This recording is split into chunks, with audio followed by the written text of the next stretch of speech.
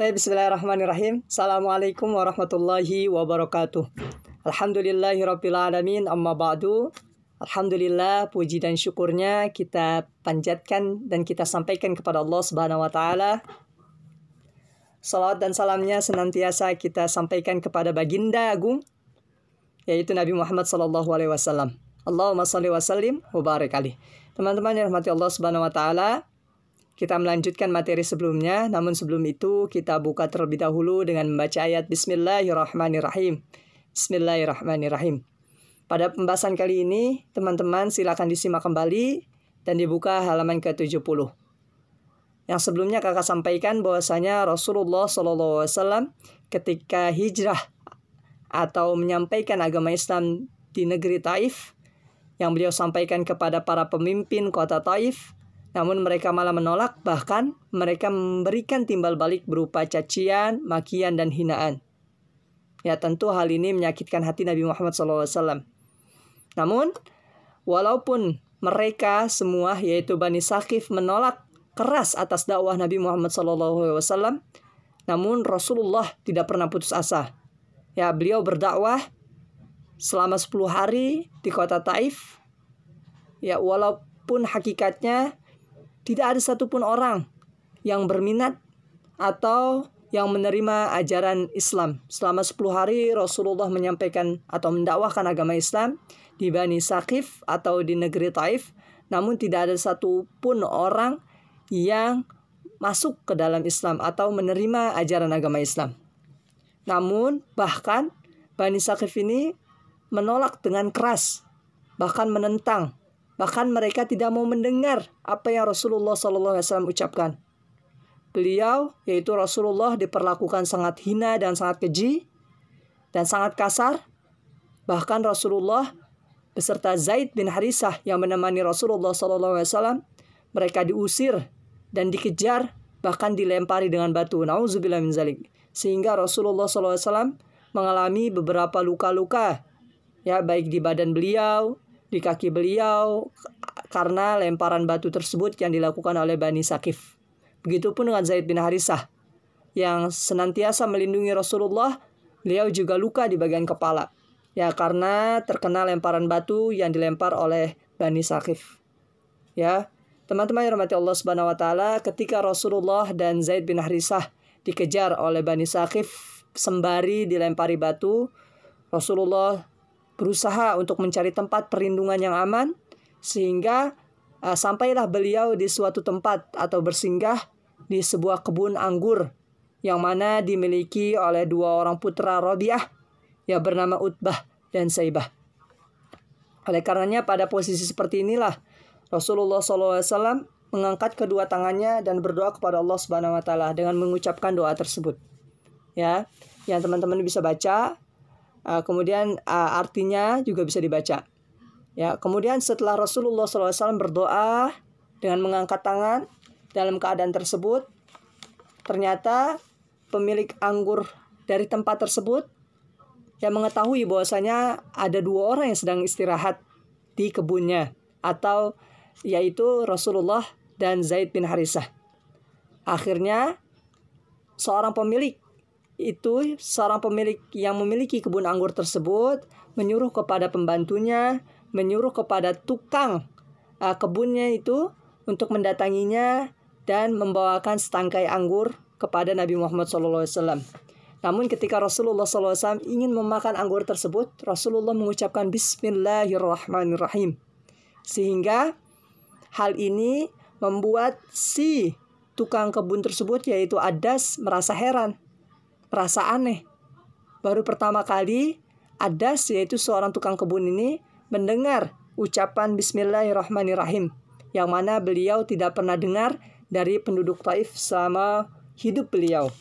Ya, oleh karenanya Nabi Muhammad SAW ketika melihat wajah Adas yang seperti itu, beliau heran, bertanya kepada Adas, menanyakan dari mana negeri asalnya, kemudian agamanya apa, sehingga Adas ini menjawab bahwasanya ia seorang Nasrani dan berasal dari Ninawa.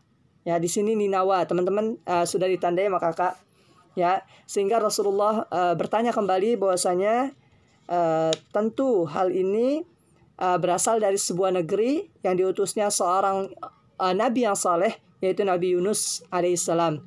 Tentu ada sini seorang kebun, seorang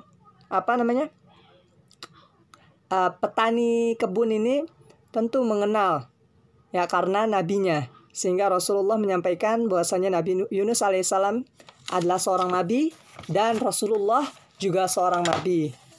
Ya, sehingga Rasulullah SAW membacakan sebuah ayat yang mana menunjukkan kepada tentang kisah Nabi Yunus alaihissalam, sehingga membuat seorang kebun tersebut, ya petani kebun tersebut atau si Adas ini terharu atas ayat-ayat yang dibacakan oleh Rasulullah SAW, sehingga Adas ini merasa bahwasanya ajaran yang disampaikan oleh Rasulullah adalah ajaran yang benar, sehingga tanpa keraguan Adas segera masuk atau menyatakan keislamannya di hadapan Rasulullah SAW. Masya Allah. Ya, tentu hidayah itu bisa kapan saja sebagaimana Allah Subhanahu wa taala, selama Allah Subhanahu wa taala berkehendak. Ya, teman-teman, oleh karenanya setelah kejadian tersebut, setelah Adas menyatakan dirinya untuk masuk Islam di hadapan Rasulullah SAW, tidak lama setelahnya Nabi Muhammad dan Zaid bin Harisah, beliau segera keluar dari persembunyian tersebut untuk kembali ke kota Mekah. Ya, walaupun hakikatnya beliau merasa sedih ketika pulang ke kota Mekah karena kaum atau negeri Taif yang mana di dalamnya terdapat Bani Saqif ini menolak dengan keras atas ajakan Rasulullah untuk kebenaran beliau, untuk kebenaran mereka, yaitu dengan cara masuk agama Islam. Namun mereka menolak dengan mentah-mentah, bahkan membalasnya dengan hinaan, cacian, dan makian, bahkan melempari Rasulullah SAW dengan batu. Teman-teman yang dirahmati Allah Subhanahu wa taala, adapun di sini meneladani akhlak Rasulullah SAW, bahwasanya dikisahkan ketika Rasulullah SAW berteduh ya atau bersinggah di sebuah tempat yang bernama Qarnul Manazil. Ya, di sini ada teman-teman Qarnul Manazil, bahwasanya diceritakan Allah Subhanahu wa taala mengutus malaikat Jibril untuk menawarkan pembalasan. Jadi ketika Rasulullah dilemparkan dengan batu, yang dikejar, dihina, kemudian dilemparkan dengan batu sehingga mengalami luka-luka parah di bagian badan beliau dan kaki beliau. Ketika Rasulullah bersinggah dengan Zaid bin Harisah, diceritakan bahwasanya turun malaikat Jibril yang diutus oleh Rasulullah, yang diutus oleh Allah Subhanahu wa taala untuk memberikan balasan kepada Bani Saqif ini, kepada masyarakat yang tinggal di Taif. Untuk apa, Kak? Untuk membalas dendam. Namun Rasulullah dengan tegas mengatakan, dengan kebaikannya beliau mengatakan bahwasanya mereka, orang-orang yang melempari batu, orang-orang yang menghina, orang-orang yang mencaci Rasulullah, mereka itu melakukan hal itu kepada Rasulullah karena tidak tahu, atau mereka itu belum mengetahui bahwasanya itu Rasulullah, itu seorang nabi, seorang utusan Allah. Ya, oleh karenanya beliau menolak untuk memberikan balasan kepada mereka. Masya Allah. Ya, beliau memiliki budi pekerti yang baik. Tentu dengan keluruhan akhlaknya, ya dengan akhlak yang baik yang dimiliki oleh Rasulullah SAW, beliau tidak dendam sama sekali atas apa-apa yang telah dilakukan oleh masyarakat Taif, oleh Bani Saqif kepada Rasulullah SAW. Bahkan Rasulullah mendoakan agar mereka semua mendapatkan hidayah, agar semua mereka bisa sadar bahwasanya ajaran apa yang disampaikan oleh Rasulullah adalah ajaran yang benar, yang dibawa oleh, yang disampaikan oleh Rasulullah sebagaimana yang berasal dari Allah Subhanahu wa taala. Oleh karenanya betapa besarnya Rasulullah, kesabaran beliau, kemuliaan beliau dalam bertindak, ya tidak adanya benci dan dendam yang beliau miliki terhadap mereka yang telah melakukan perbuatan buruk kepada Rasulullah SAW. Tentu kita sebagai pengikut Rasulullah harus berbangga diri, ya harus menyadari bahwasanya tentu pemimpin kita yaitu Rasulullah SAW ada sebaik-baiknya manusia, yaitu manusia teragung, manusia termulia.